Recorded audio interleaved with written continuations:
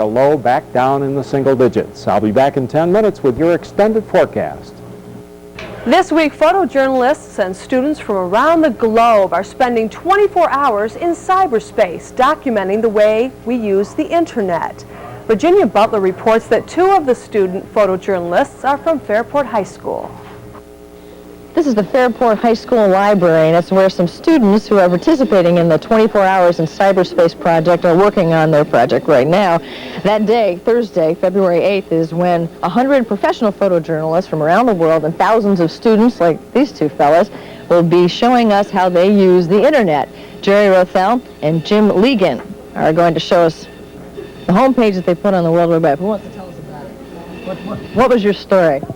I was asked to make a homepage for the 24 Hours in Cyberspace projects, which is just a whole bunch of photojournalism projects on the World Wide Web.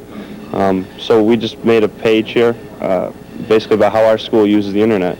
Right now, it's just involved in like the library use, and the school newspaper uses it for email, and we might be putting an electronic version out shortly.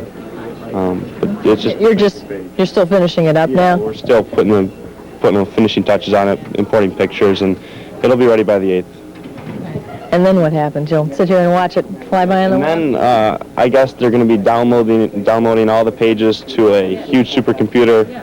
Sun Microsystem owns it, and they'll be compiling them all into one big database of web pages, and I'm not sure what happens after that. They might be published, believe it or not. They're talking about that, and they're definitely doing it for the professional photographers. Will be in a book and a CD. Do you notice when you try to explain this project to people that they kind of glaze over and maybe don't get it? I mean, I know it's not a big deal for you guys because you're used to this. A lot of people don't understand it. It's hard to explain, isn't it? They don't understand like the importance and like the future of like the World Wide Web. A lot of people say like the World Wide Web is kind of commercialized and there's not much out there, but you can, when you put your mind to it, you can find anything you want on the World Wide Web. It's all out there. What benefit is this project to your future? I mean, do you feel as if you'll be doing things like this on computers for a long time to come? They're just breaking into this whole subject. I mean, this is the first one they've done, the 24 Hours in Cyberspace. It's the first full project they've done, incorporating all the schools and whatnot, and it's going to go from there. Yeah, and there's like graphical companies now that just specialize in doing web pages only, and they make more money than like I could possibly imagine. But like, and the future is definitely there for imaging and digital graphics, and it's going to be expanding for many years to come. So that means employment for you guys when you're out of college. Okay. That sounds really good. Now, if you're interested in watching what's happening on the World Wide Web, you can call our news, 756 News, and we'll tell you the website. We'll give you the website address. Virginia Butler, our news. Prize. News Channel 8's Bob Kirk tells us others are putting caring components through their computers. Everybody say cheese! Photojournalism students at the Rochester Institute of Technology are in the final few hours of a nationwide contest called 24 Hours in Cyberspace. But so many stories were submitted, judges out in California had trouble downloading them. Too many people logging on at once. It's overloading their system and they crashed. But that's technology. There are other lessons here. They can get some real hands-on experience, learn what it's like to put out a product under pressure, learn how to do their research and come up with something meaningful. That's where the caring components come in.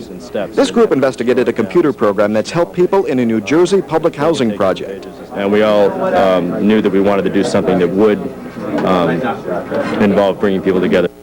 And now, across the World Wide Web, they're spreading the news of a program that helps people reach doctors, educators, and each other. Basically, residents can email certain doctors in there through this system and get advice. Seems to have made everyone a lot closer in that respect. We all really left there with a strong passion for what they were doing.